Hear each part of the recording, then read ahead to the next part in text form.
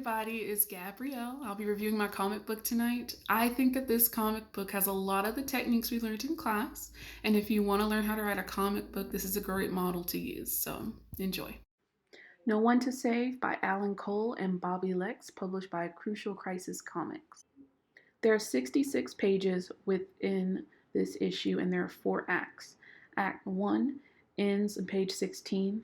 Act 2 picks up on page 18 and ends on page 29. Act 3 starts on page 31 and it will end on page 46. Act 4 will start on page 48 and it ends on page 61. So this story is a graphic novel. This story belongs to the main character, who is referred to as Hero, and it takes place after the world has been overrun by zombies. So we see that Hero is all alone. He has no one to protect anymore, and he's just trying to cope with his new reality. Throughout the story, even with the flashbacks, his main goal has always been to keep people safe, but not at the expense of the other zombies. He wants to find a cure for them, and he thinks that they may be worth saving. This goal is directly addressed in Act 2. In Act 2, you see that he tries to save this character that's referred to as Christy. He also tries to save his girlfriend and preserve the lives of the zombies. But Hero does recognize his flaws in his own plans, and ultimately that does lead to regret as he realizes his choices led to Christy's death. The story had a solid story arc, and it had a clear beginning, middle, and an end. The resolution was great. It was. I would have loved to see them actually find a cure for the zombies. I thought maybe that'd be something new that we don't get to see very much. But they ended with a lot of truth coming out about Hero, and he ultimately was left as alone in the end as he started out in the beginning. So this story goes along with a lot of our techniques that we use.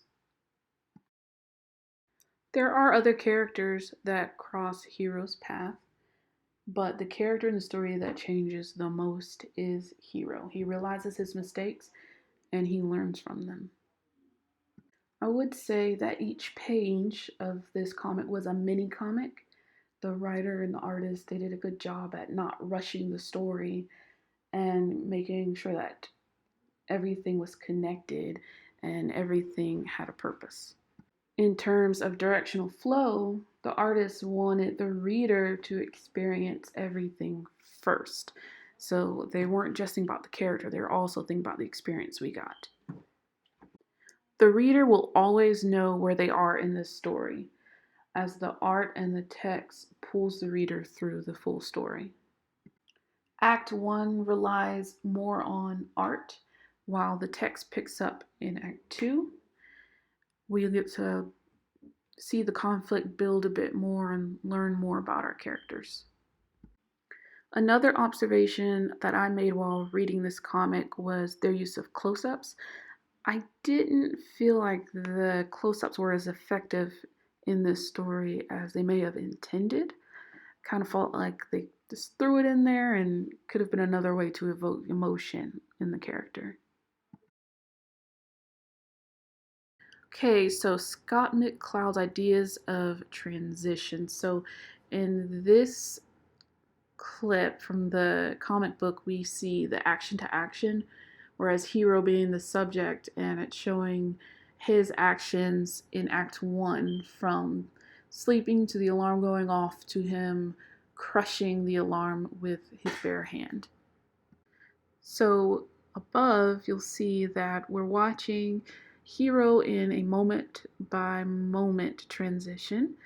He's in an elevator, well, trying to get to an elevator, but that elevator's not arriving. Obviously, there's no one alive to operate anything. So he just elects to go for the stairs. But before he goes to the stairs, you're seeing his moment to moment reaction to this elevator not working properly on a day that he's considering himself being late. Okay, so in this scene to scene transition, we're getting Hero living with his regret of letting this happen to Christy, but we're also getting images of this new group of characters that are fighting and clawing their way through this mob of zombies that are trying to kill them. So further on in it, you'll notice that Hero hears the gunshots from those new characters, but he's so wrapped up in what's going on in the moment that it takes him a while to respond. I think that the transitions used in this comic book are very effective. The reader can stay engaged and they can also follow very easily what's going on in the story. So, some facts about the character Hero.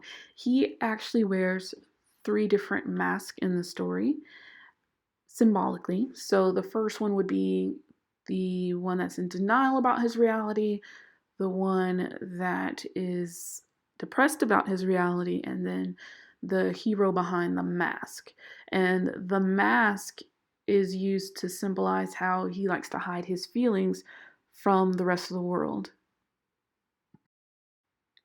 The symbol on his chest is similar to that of Superman, but of course, this publishing company, they don't have the rights to Superman, so they did kind of like a mock job of it, and that was their result. All in all, I would definitely recommend this story to a friend. I thought that there was plenty of tragedy, drama, and emotion. I thought the artwork was great. The panels were engaging and they were well timed. And unlike a lot of stories, the superhero does not save the day.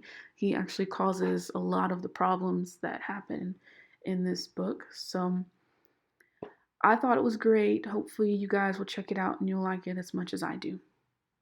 Thank you.